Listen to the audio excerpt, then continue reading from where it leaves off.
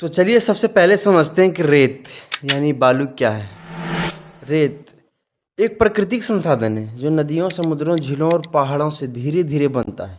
यह पत्थरों के टूटने और पानी के बहाव से छोटी छोटी कणों में बदलकर बनता है। प्राकृतिक रेत बनने में हजारों साल लगते हैं, लेकिन इंसान इसे निकालकर कुछ ही घंटों में इस्तेमाल कर लेता है।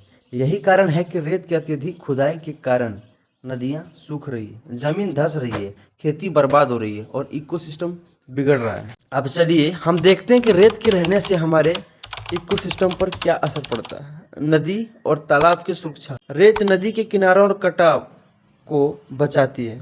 इससे नदी का बहाव नियंत्रित रहता है, जलस्तर बनाए रखने में मदद करता है।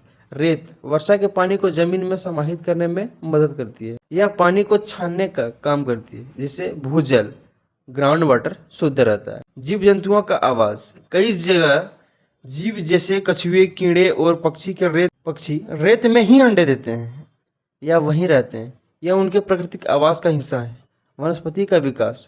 कुछ पौधे खासकर के रेत वाले क्षेत्रों में ही उगते हैं, जो मिट्टी को बांध कर रखते हैं और कटाव को रोकते हैं।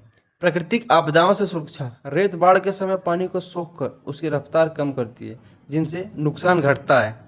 अब चलिए जानते हैं कि रेत के ना होने से हमारे पर्यावरण में क्या असर पड़ता है।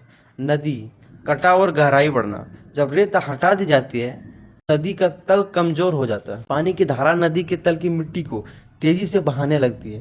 इसका परिणाम यह होता है कि नदी किनारे की जमीन बहने लगती है, गहराई बढ़ती है क्योंकि लगातार कटता रहता है। पुलों और बांधों पर खतरा।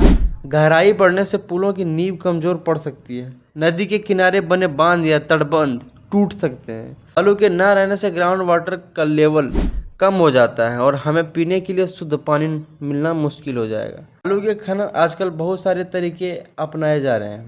बालू के खनन के लिए आजकल बहुत सारे तरीके अपनाए जा रहे हैं। पहला है रिवर्स माइनिंग। यह सबसे सामान्य तरीका है। नदियों के तल से बालू निकाली जाती है।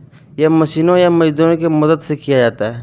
दूसरा है ड्रेजिंग। इसमें पानी के नीचे से बालू निकालने के लिए मशीनों का उपयोग किया जाता है। यह तरीका बड़े पैमाने पर किया जाता है। तीसरा है ओपन पिट माइनिंग। यह जमीन से बालू निकालने का तरीका है। इसमें जमीन की ऊपरी सतह को हटाकर बालू निकाली जाती है।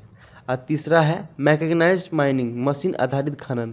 इसमें जेसीबी, पोकलैंड, डंपर आदि मशीनों का इस्तेमाल होता है। तेजी से और अधिक मात्रा में बालू निकालने के लिए यह तरीका अपनाया जाता है। चलिए देखते हैं कि बालू माफियाओं का मनमाना सच और गुंडा राज।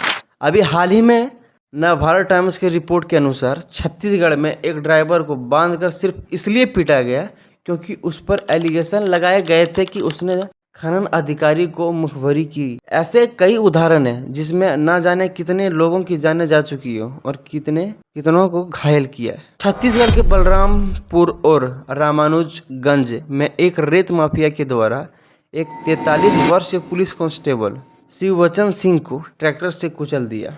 उदाहरण के लिए आप दैनिक भास्कर की यह खबर देखिए, जिसमें छत्तीसगढ़ के धमतरी क्षेत्र में एक अवैध रेत खनन हो रहे खदान पर वहां के एसडीएम पहुंचते तो उसके एक ऑपरेटर पर 3 से 4 बार चाकू से हमला कर उसे बुरी तरह घायल कर दिया।